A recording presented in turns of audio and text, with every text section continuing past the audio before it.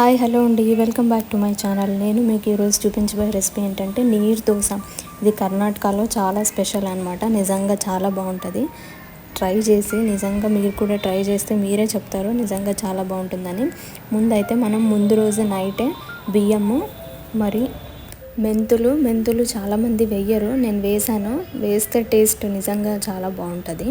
So బియ్యము మెంతులు వేసి ముందు రోజు నైటే నానబెట్టుకోవాలన్నమాట. నెక్స్ట్ డే మార్నింగ్ వచ్చేపాటికి మనము బియ్యంతో పాటు కొబ్బరి కూడా యాడ్ చేసేసుకొని బాగా మిక్సీ పట్టుకొని ఇలా పిండిలాగా గ్రైండ్ చేసేసుకోవాలి. అంటే ఫుల్ కన్సిస్టెన్సీ చాలా నీళ్ళగా ఉండాలి. కొంతసేపు అలా గ్రైండ్ చేసేసుకొని మూత పెట్టేసి అట్లీస్ట్ ఒక 15 to 20 minutes వదిలేయాలన్నమాట.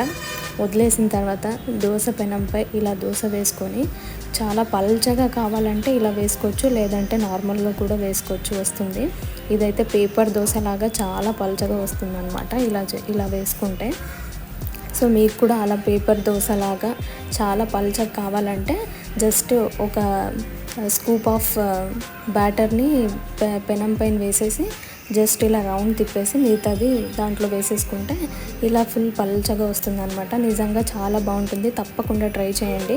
ట్రై చేసి రెసిపీ ఎలా ఉందో కమెంట్ సెక్షన్లో కమెంట్ చేయండి. దీన్ని కొబ్బరి చట్నీతో తింటే మాత్రం చాలా బాగుంటుంది.